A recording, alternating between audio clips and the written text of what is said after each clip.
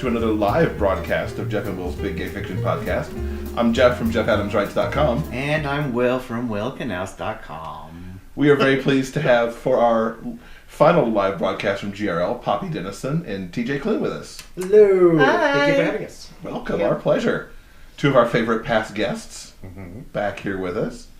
So it's Saturday afternoon. GRL's pretty much done, except for the last party. Yeah. How's GRL been for you two? You missed last year, so you're back after did. after a year absence. It's been good. It's always, when you get closer and closer, there's always the excitement of actually coming here, being here. Then when you get here, you tend to forget how much work it actually is, and it's good. I mean, I always have fun, but by the very end of, like right now on Saturdays, I'm tired. It can be pretty exhausting, but it's always worth the effort to be able to come and do and meet people. Especially this year when there was a bunch of new people. A bunch. They said that they lost count after 100. They were in the newbie meet and greet. I think somebody told me that there's so many new faces that they just stopped counting after 100. And even cooler than that, what I thought was really neat is one of the organizers told me that this year they had more men than they'd ever had before as attendees, and I thought that was really awesome to hear. So That's good amazing. job. That was amazing. I felt like I saw more men around this year than usual. Oh yeah. And that's very cool. It just shows another side of the MM genre expanding, and I think that's really great that people are coming to this that have never come before. And I think the thing about this community is that it gives us all so much energy, and it's a reminder of what we're doing this for. I mean, it's all well and good to say, I write romances or I write amazing fantasy work, but when you're in the community and you remember that you're telling the stories of people whose voices have not been told before, their voices have not been heard, and we're part of that, and it's really powerful and it's really special. And when you meet so many people who are touched by the words that we've put on the page, and it's a reminder of why we do what we do, besides just that we have to tell these stories. Right, but exactly. It's it's a reminder of how important what we do is, I think. Mm-hmm. Absolutely. Mm-hmm. What's been your favorite part or panel or segment or random meeting? Hosting the audio panel, because that's the first time. Well, first and foremost, just for a little personal, that's the first time I've ever gotten to meet Derek McLean and Michael Leslie face to face. Michael I've worked with for 4 years now, and Derek for 2. And that's the first time I've actually got to meet them. And it's also the first time here at GRL that we've actually had the audio narrators actually together as a group and able to do their own panel. And I was told, when I was asked to host it, I was told it was the night before GRL, so probably wouldn't be that many people. And then it turned out to be a lot of people, which was even better because it just shows the passion people have for audiobooks, which is something that I am very, very proud about and something that I push for a lot, because these audio narrators that we have in our community are one of a kind. They work their butts off and they make our words that much better. And to give them a showcase is something I think has been a long time in coming. And to let our viewers or listeners know, we do have that panel shared into our Big Gay Fiction Podcast Facebook group. Oh, awesome. Cool. So people can catch that there as well. Speaking of the audio panel, you mentioned to me, I believe, that it was the first time you'd heard Derek do Normal Person. Yeah, and he chose to do the cable company scene, because I don't tend to listen to my own audiobooks because it's really weird for me to hear my own words performed aloud like that, but to hear him do that and then to be followed shortly after by Michael doing Destiny of Dragons was just phenomenal. It's just really cool to see them in their element doing what they do best, but it's also super embarrassing for me to have to hear that. And so I was trying to stand against the wall and trying to blend in as much as I possibly could, because people were laughing. That's great because it's funny, but at the same time I'm like, oh, okay. That's weird. Yeah, it's That's weird. weird. It's weird. Yeah, so I still enjoyed it though. Yeah, it was very cool to hear it performed live. Some It of was. those segments, I know, for sure. and to because these voices mean so much to so many people. Because there's readers out there that they prefer to hear the audiobook rather than to read. Some by choice, some because they have to. And I think it's amazing that they got to meet the people behind their favorite voices. So. Mm-hmm. Yeah, I hope it's something that GRL does again. Yeah, Sure. I'm going to push for that. Whether Absolutely. it be me hosting or even having the same narrators or going something different, or even moving it into a main event during the Thursday, Friday, or Saturday, so that way that people that get here for GRL Thursday morning would actually be able to do it too, because I think that they just showed themselves that it was probably one of, if not the most popular events that they had. Yeah, it was crazy the number of people that were there Yeah. on Wednesday. Yeah, it was over. I think we had over 200 people in the audience for that, and Ethan told me that they had more people register on Wednesday than they ever had before at any prior GRL. So I thought that was amazing. Yeah, that's awesome. What about for you? What's been your... Can I cheat and say 2? Of course. Because I think for me, the signings are the favorite part, or one of my favorite parts. So the supporting author signing, because you really get to meet authors that you've probably never heard of.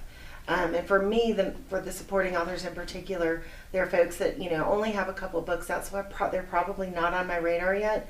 And it's so fun to go through there and talk to people and learn about these new authors that I haven't had a chance to meet yet. So I love that. And then I also love the featured author signing.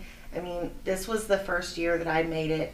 I stayed the entire time and went and just kept circling the room because there were so many people and it was so fun.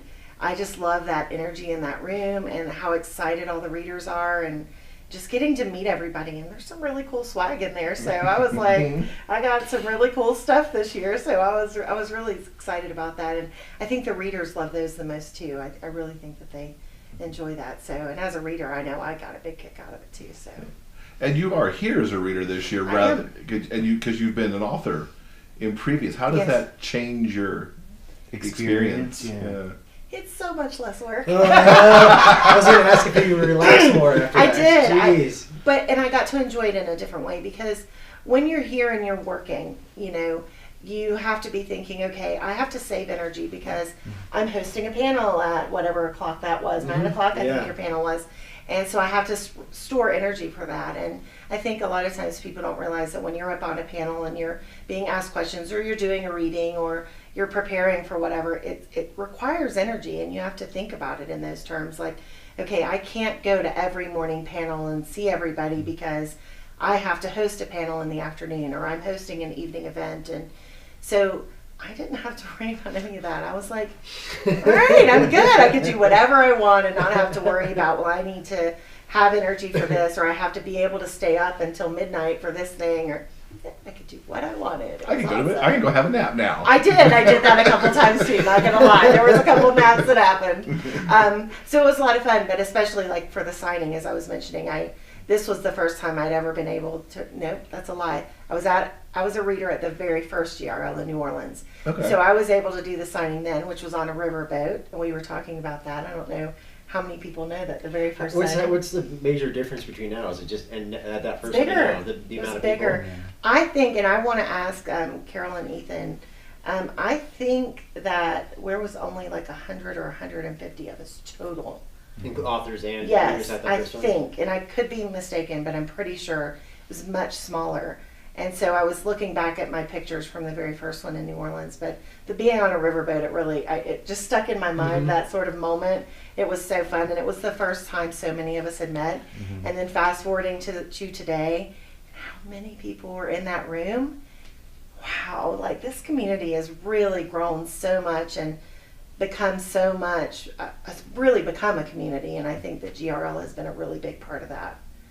So. The energy in the room for the signing was amazing, and it seemed like it never stopped. There's usually a little lull that seemed to happen after the first hour. Yeah, no. At this time, it was I didn't packed really... when we packed up, and normally, as on the author end of things, normally in that last 20 minutes, you're like staring at your watch, because everybody's made their way through, and you've given away all your swag and all your books, and you're kind of like, okay, I'll just wait just in case somebody comes by. But this time it was like, there were still lines, and it was like, I was like, this is so amazing. It's changed so much, and so it was different as a reader, and it kind of took me back to my very first GRL, so many years ago. You asked me before we started, and so I'll ask this to the two of you. Was there anybody that you met here that was like, oh my God, I met X? Go ahead. Oh, you stinker. Mm-hmm. Mhm. This is how Q&As work, which I I learned on my know. Q&A panel. It's like, No, you go. nobody wants... No, I'll go. You go. No, You go first. There's a lot of people that I'm really excited to. I was really excited to meet. I think Lucy Lennox and I have become very close. I absolutely adore her books. Maid Marian series for the win. I'm a big fan, right? Yeah. And so we've actually spoken and things. So, but I had not had the pleasure of meeting Lucy.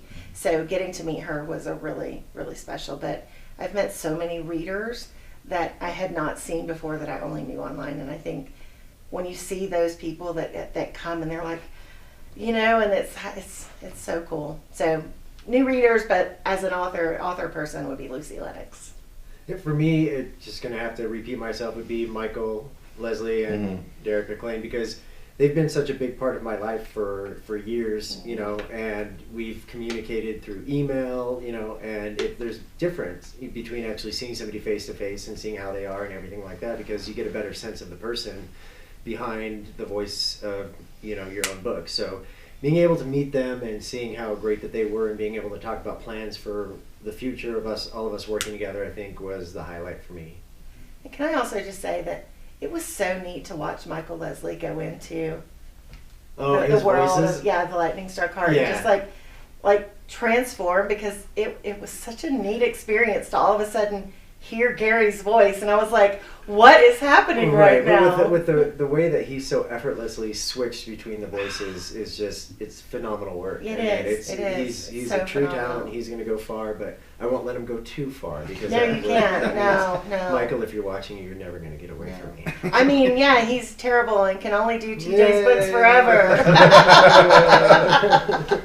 I felt the same way with Derek and Gustavo. Oh yes, Yeah. definitely. To hear that, it was like, wow, here it is, just right here. Yeah, they're so talented. Those guys are so, and all of them, and Greg and Joel, and I mean, they were all just, they knocked it out of the And park. Nick and Jason, they did. Thank amazing you. at I it, was too. sitting here thinking, I know there The was rest more of them, guys, but I'm so tired. Nick and Jason Fraser, Yes, they they were were all. I amazing, mean, too. it was really neat because you don't hear it. I mean, when you're an author and you're, you know, and if you listen to audiobooks, which I do sometimes, and I never thought about it in those terms, and to watch all of them, I mean, it was just really cool. But yeah, the on-the-fly shifting of the voices for all of them. All of them, Because you yeah. go in the studio, they can stop and record and redo. And Oh, I messed that up, or I need Yeah, to wait and take a break and change voices. Joel Leslie just whipped out that Australian accent, didn't he? Jesus From Christ. one guy to the Oh, next. my God. Yeah, they were just all. That was, you know, as your listeners can tell, that was a big highlight of the.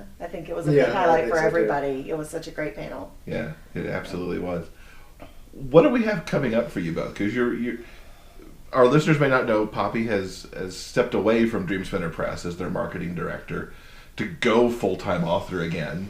This Crown, that's Yes. how we do full time. Yes, full time. And of Well, course, TJ's yes. been full-time now Yes. for a while, and he's Yeah, almost 2 years now. Has it been that long? February 2016. Yeah. that's amazing. Holy. Congratulations. Thank you. I appreciate that. It's Well, I been a got to tell while, you, all like right. TJ's jumping off the cliff like that was a real big inspiration for the decision that I made, because, you know, we've known each other for a long time, and he had always, you know, you get up at stupid o'clock in the morning and you try to get your word count in, and then you go to work all day, and then you come home and you do your evening chores or whatever, and then you sit back down at the computer and try to get a little more word count in, and it's really hard to do when you're as passionate about this as I think we both are. And so when I saw TJ make that jump and land so successfully, he's so talented. Yeah, it was, you know, there's still days when I pinch myself, but Yeah, it's been, lucky. I've been very lucky in that regard. So. Yeah. So, and there's been a couple others as well who have sort of made that plunge, and I found myself being really jealous of them. And,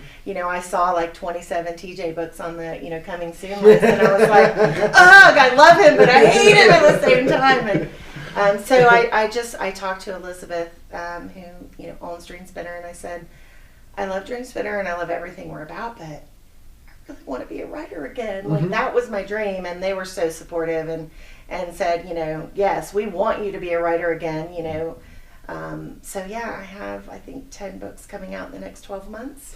So High five, man. yeah, I That's did the awesome. TJ. That I think is I did awesome. the TJ. Yeah. So I took 6 months and I did nothing but put words to page, and I didn't try to publish anything and I didn't try to edit anything. I just got the words on the page and really developed a plan for myself. And I was so blessed to have had that 6-month window where I could just breathe. And so, yeah, next month. So the next month, November the 1st, book comes out, and it's called Family Ties, and it's the first in a 4-book series called The Bartlett Boys.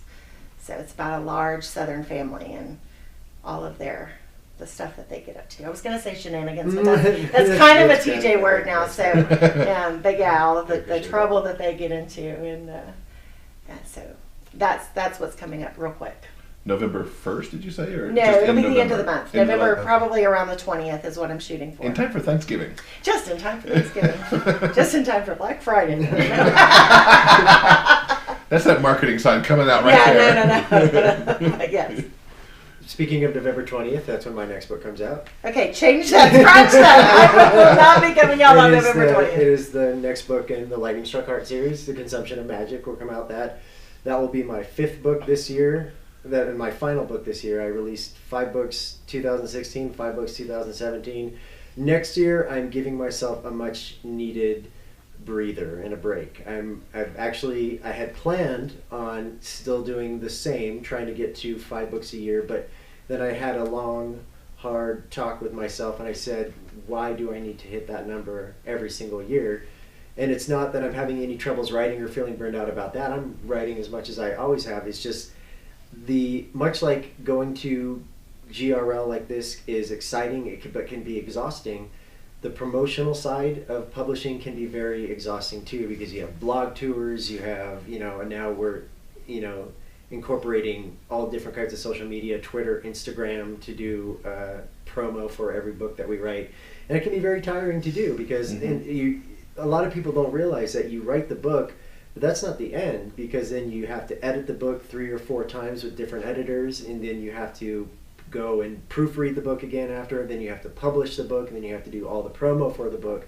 And I love every aspect of publishing a book, but there's a time and that I think that I need to take a little bit of a break. So that being said, I'm only publishing 3 books next year. 3 full-length novels that I have the last book in the Sam Destiny arc. That will come out in March. Then I have what's probably going to be the big one, which is the sequel to Wolf Song. That's July 31st, 2018. It's already been set. July 31st. Thank you very much. Dreamspinner is trying something a little new with a promotional company that they're working with, that we're doing the books editing and stuff sooner, pushing the date out farther, and actually giving a date, and hopefully it will be able to let the book build more steam before they actually hit, build up the hype for it. And then in next fall, I will be doing an experiment where I will be self-publishing for the first time, and I'm really excited about that. I actually just had a meeting with Greg Tremblay, and I'm going to be having him do the audio narration for it. And we're going to try something a little different, where we're going to actually try to get the audiobook and the book out on the same day, because that's something that you see a lot in the big 5 publishing. I was about to say, yeah. But you don't see that here because of the way that Amazon and the Audible company ACX work. You don't see that happening because the book has to be on Amazon before a contract can be offered to the audio narrator. So now that I'm self-publishing, that'll give me time to put the book on Amazon whenever I want. That way we can get the contract to Greg, who can do the work, and then we can hopefully release them at the same time. And I'm also looking at hopefully trying to get a translation or 2 of that said book at the same time, so we can release that on the same date. I'm trying to expand the way that we do releasing in the world to be more like a traditional publisher, because there's people that, like I said previously, there's people that can't read a book for whatever reason. I have quite a few readers that have health issues, that their sight is failing and they can't actually read as much as they used to. That's why they like the audiobooks, but there's always the long and dreaded delay from when the book is released to when they actually get it. So I'm hoping to try to change that a little bit. So we're going to see how that plays out. That's exciting. It is exciting, and I hope it doesn't blow up in my face. It won't. Yeah. It I won't. hope not. Yeah, I don't think it could, because you're at least trying it, and the worst that you'll do is just not connect all the dots. Right, yeah, but the good news about it, though, is I have very good people having my back. Derek McLean knows the industry inside and out. Greg Tremblay is obviously, very well tenured in this industry, so they know that I'm going to be coming in as a newbie, not quite understanding how audio works, and they're going to be holding my hand as unit. So I can't wait to see what we come up with. Well, not just the audio, but the translations too. I think that's pretty awesome. What's awesome though with that is I have fans worldwide that are offering to translate the book because they know I'm going to be self-publishing. They're offering to translate, and obviously I'm going to check everything out to make sure everything's on the up and up. But if we go that direction, then it'll be very much a crowdsourced release of a book, and it's a book that I'm very excited about. That is something completely different for me. So, care to give it any teasers? It is set in the mid-90s, and it is my take on the Heaven's Gate cult with Marshall Applewhite and how he believed through a guy that's a precursor to Alex Jones, the fanatical radio guy. There was a guy that did the same thing in the 70s, 80s, and 90s on a radio show called Coast to Coast AM. He was very big on conspiracies, and he was the one that convinced people that there was a UFO in the tail of the comet Hale-Bopp. And Marshall Applewhite, the leader of Heaven's Gate, believed that and then formed his cult on that basis, and then led to that. The whole premise of The Bones Beneath My Skin, as the title, is what if they were right and there was one? And that's what I'll say about that. Interesting. Yeah. Oh, it's still enemies to lovers, explosions, helicopters, and Marines. So. Wow. Yeah. You saved that bit for last. Let's all figure out how that might go Yeah. together now. And done. Auto buy. Thank you very much. You mentioned your fans worldwide, and we haven't talked since Lightning Struck was on stage. Yeah. Over in Canary Islands. Canary Islands. That was pretty amazing. That was amazing, and the Tetrascopia that did that, they are just a phenomenal group of young people that put that together. Young people, listen to me. Grandpa. Daddy. There we go. It's the beard. It's the beard. It is the beard. Daddy. Very, very daddy. Daddy Clue. And they took what was a 19-hour audiobook and condensed it into a 4-hour play, made their own costumes, wrote their own scripts, choreographed this huge dance scene from the ballroom scene in Lightning Struck Heart, and I couldn't believe what they were able to do with it. Granted, it was all in Spanish, and I didn't understand a single word, but it was still just weird and wonderful seeing that up on the stage, and especially one of the main characters is Kevin the Dragon. They made this friggin' dragon costume thing that was just remarkable, and I'm absurdly touched that they chose my book to do that play with, and from what I understand, it was very successful for them, and that's just amazing. And now another one of my books, Olive Juice, is being optioned for the stage, from what I'm being told. Oh, so, I could so see that. Yeah, I mean that book was that'll be much easier too. Yeah, it would be. But I love the idea of all these different mediums, because that's what I want to try to play around with, and getting something onto a stage, be it a main Broadway stage or a stage in Canary Islands, it's the same to me, because that's just a remarkable thing to actually have happen, and I appreciate them very, very much for choosing my book to do that with. Yeah, that's awesome. Let's talk about being full-time authors a little bit. Okay. Since you're both that now. What was the biggest surprise for you, Poppy, as you transitioned to that? In terms of, was it getting the word count done, or suddenly having all this time and figuring out how to use it correctly, or? I had to take a little bit of time in the very beginning to sort of let my brain build up the steam again. I think I think when we had talked about this right after TJ left, he was able to kind of dive in, and he was pent up energy. I was full of steam, yeah. Yeah, and I hadn't, because I made the decision. I had made the decision over a few month period where I really started thinking heavily about it, but I hadn't really set my heart on it until the moment when I realized I'm gonna do this. Mm-hmm. It sort of hit me, and so I hadn't built up, I had sort of the ideas had fizzled and the word count had fizzled, and so it took me a few weeks to get excited. So what I started doing in the beginning was just writing ideas, and I didn't try to pressure myself to get word count, and it wasn't about hitting a deadline or finishing a book. It was just about, how many ideas can I generate over the next few weeks and make them things that I'm excited about. And I have now like 30 books in a I keep this little notebook. Actually, I think I might even have it with me, that I just put all these ideas in, tropes that I've always wanted to write, characters that had spoken to me and that I had just sort of let drift away into my memory. And so I pulled all that stuff back out again and I just started playing. And so that was a big change because I had let that creative energy really go into my marketing work. It takes a lot of creative energy to market as well. So that was the real transition phase for me. And then it was like when I kind of got to that point and I had all these ideas, then it was like all of a sudden it was like, boom, go. And so that it was just a different, because I had always been so energetic about my work.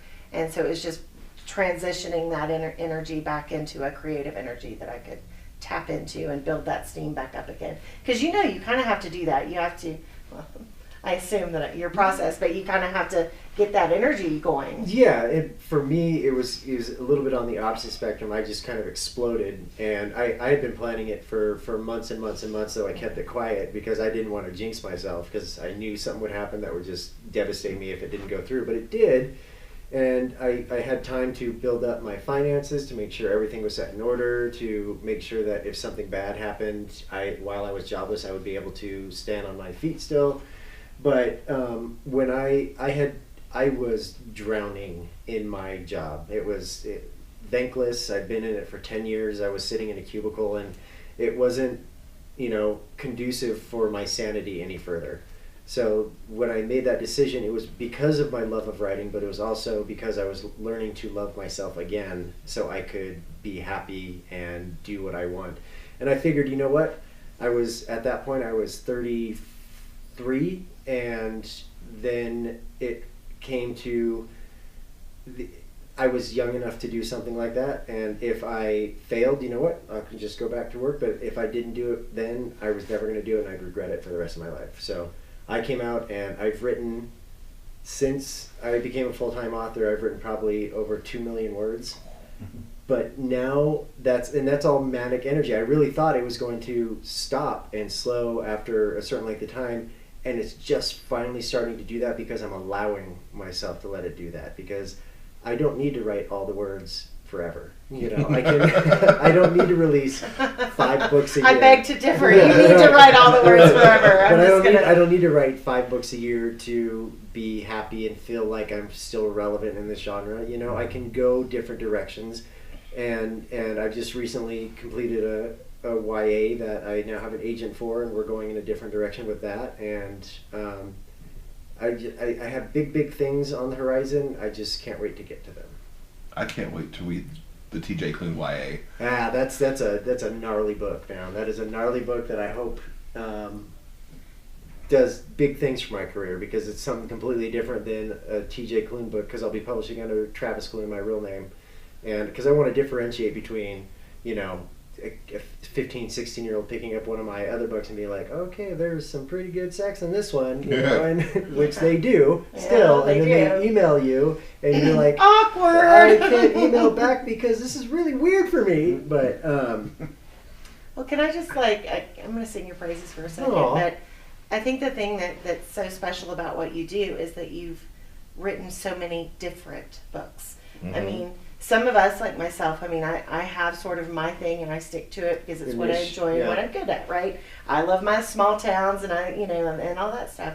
The magical thing about what you've done is all of the worlds that you've created, and I think that energy that you've put into it, you've created so many special worlds. Well, thank you. So I don't see that going anywhere. Yeah, it's really special what you've done. And it's honestly just because I would get bored so easily, because I'm, as everybody can see, I'm very twitchy and I move a lot and I talk a lot, but it's because I can't sit still, and writing one type of book over and over and over and over again. It works for some authors who have their werewolf. I'm in book 34 of this series and with 1 million characters, but I can't do that. I have to in my head right now I have an idea for a western. I have a space opera that I want to do. I want to do this futuristic android, that takes on Isaac Asimov's rule of robotics and all of that kind of stuff. So I have so many things that I want to do, and I I don't want to get trapped in a box, because that would be the worst for me, because I think my writing would begin to suffer at that point. I was going to ask Thank you. You're based welcome. on Welcome. based on something you said there, of what a TJ Klune book is. What is a TJ Klune book? Because I don't know how to put a label on Can that. I answer that? Okay, yeah, Can I? because I don't know how to answer it. Yeah. A TJ Klune book is amazing characters, because it doesn't matter what genre he's writing. He can write his high fantasy characters. Bear Otter and the Kid. It's all about the characters. Gustavo Thank Tiberius. you. Yeah. That name trips me up every time. But it's the character. You don't remember what genre it is, because it doesn't matter. Thank don't, you. That's But very kind of you to say. he captures characters in ways where you know that person. They sit next to you on the train on your way to work, or they're your neighbor across the hall. Even if it's a hornless gay unicorn, you know that character. But you really do. Yeah. You know somebody who sounds like Gary, who feels like Gary, who acts like Gary, or any of the other characters. I'm sorry, I'm just Thank you. fangirl. That's so awesome. Like. So awesome of you to say. I But really the funny appreciate thing that. is about TJ is that his Bear Otter and the Kid came out just a few months before my first book, so we were sort of in that same First book buddies. first book buddies. Yeah. Like it really was. I think you were October. It was August. Yeah. August, and I was 2011. April. So I was April 2012. So really, like, as I'm getting my contract and because that was right after I got my first contract, and he's come out. So we've sort of been in this at really the Yeah. same amount of time, and I've read all of his books. And we've seen how much the genre has Has changed changed and in, grown. in that time, because it's a completely different world than it was when we first started. I mean, we're like the old guys. we now. are. I Isn't mean, that there's crazy? one of the panels that I was sitting in on. Somebody in there was talking about how they were published in 2009, and I was like, "Holy crap!" Yeah, and it's it's such a crazy. different Yeah. world now, and it's Yeah. insane. It really is. So. Yeah. And then you had your Q&A. Sorry, did you want to No, it's answer okay. that question Totally about? okay. I 'Cause just jumped right you in. said but- you said it better than I could. I have no Oh. idea how to answer that I question. think it's the fans and the fans' interpretations of what our books, what's special about our books, is really more important than what we think. Yeah. Because once we've, again, let me just put words in your mouth, but once we've put a book out there, it's not about us anymore. It's Right. not. It's And not TJ's almost, book or my book. honestly, I don't want to ever see that book again by the Mhm. time we put it out, because I've seen it and A read thousand it, and you know, times. every single page like the back of my hand. Mhm. And by the time the editing is finished, I'm like, go away, book, Mhm. go Yeah. away. Yeah. I find it interesting that you said you liked the entire process of publishing. Because by the time I'm to the galley, I'm like, please make this stop. Yeah, see, what I've learned to do for me is when I get the galley and you have to do that final read through, I have other people that do that for me. So I can, because by then they're just trying to pick up mistakes. And if I had to read that story one more time, I'd be like, you know what?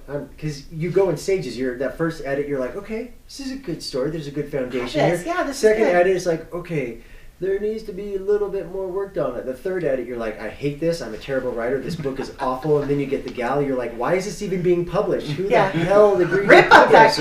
contract. Jesus Yeah. Christ. And that doesn't change. No matter, I've only had one book where I did not feel that way through the entire process and was excited and super happy. All the way Which up book through was is it? How to Be a Normal Person. Yes. That book makes me happy no matter what, and all the way through I was just happy about that. But every other book, like right now, I just recently finished up with everything having to do with the consumption of magic, and I never want to see that book ever again. But you haven't even started promo yet. I know. And I think that's one thing that readers may not realize is, we write a book, and it takes different. Some people write them as a gazillion words a day. Some of us don't, but it takes, a Oh, yeah, couple there's months. 10 books coming out in the next 12 months. You shush. Yeah. Shush. She'll put my words back up. But we get these out. It takes probably 2 or 3 months to get a good draft together, depending on how fast the book is coming together, and then you send it in, and so then you've got the whole contract process that you work through, and it can take several weeks to even get a contract, and then you get that back, and then it goes into edits, which that can take months before you even get your first book back, and then you've got the editing process, which takes months, and then it's like I don't think readers realize that by the time the book that is in their hands, it's probably been about a year for us. Mhm. And it's like you've already put that book aside. It's a year ago. That was your mind a year ago. So it's really hard to kind of keep up that sort of excitement and energy for it. So do you find that as well? We do our best, though. We do. Well, we do our best. And I think it gives me energy when the book hits hits the reader's hands, and you start getting that feedback, because our readers are so amazing about giving us feedback and being excited for us, that energy, I think, then fills us up again. Yeah, At least it does for me. definitely. You know, you get that flashback of when the readers are getting it. And they're like, oh my God, I've been waiting for this book, and yay, it Well, finally my is here. favorites are the ones where you spent a year working on this book from conception to finally being published, and then it goes out and you go to bed and you wake up the next morning and When's they're the like, next we book?" just finished it, it's so good, where's the next book? And you're like, whoa. Yeah. But our readers are amazing. Yeah. I mean, I think that's, That goes, they are the they best. give us a lot of Absolutely energy. the best. They really do. It's really funny. Or when an author who, I don't know, teases about a book that's not going to be coming out for at least a year. So you sit here waiting and waiting for Well, I it. think we got teased on the books that we may see in like 2021. I with know. some of those. I already have books planned through 2020 at this point, and I didn't even talk about the graphic novel that I'm publishing next year. I mean, come on, that's something else entirely too. But that's for another day. That's for another day. Listen, That's for another day. you get plays, Yeah. you get graphic novels. You're like, he's so cool. I mean, seriously. I How don't cool know is about this that. guy with I his don't know beard? about that. He's Yeah, all Mr. Daddy Daddy Clune. Clune. Yeah, Grandpa Clune over here. He's an old timer in the genre now. I can't believe I said young people. I know. Yeah, especially as some of us in the room might be several years older than you. Yeah, Oh, that's yeah. fun. Thanks for that. We're having Thanks a for good that. time. Yeah. Oh, my goodness. We're all friends here. Yes. Yes, we are. Well, I think that'll about do it for this live episode. You two have been a blast to have So on we the do. couch. We So we do. do. Before do. we go, can you quickly tell us where people can find you online to keep up with all the good work? Absolutely. You can find me at my website, poppydennison.com. Always available on Facebook. You will never find me on Twitter. So, although I technically have one, not going to happen. Facebook is the best place if you really want instant gratification. Oh, Just say it. That's where I'm at. I post pictures of my dinner. I'm that person. I'm that author. I'm at tjkloonbooks.com. I am on Twitter. I have Instagram. My handles there are TJ Kloon Books. I have my Facebook page, and we have a recently started Facebook reader group called the Kloonatics, and they are. The name is really clever. I Isn't just that gotta fun? say. I got that super fun. But it was started a couple of months ago, and we're already over 1,000 members in that group, and from all over the world, and it's absolutely wonderful. And everybody goes in and talks about my books and talks about other people's books. They discuss, and it's a great place if you like to read MM and want to discuss it with other people, and that is on Facebook. fantastic. Again, thank you so much. Thank you Thanks for for having having us. us. That was Wonderful. This will go out into our podcast feed later tonight, and we will be back with our regular episode 107 on Monday morning. Thanks everybody for joining us.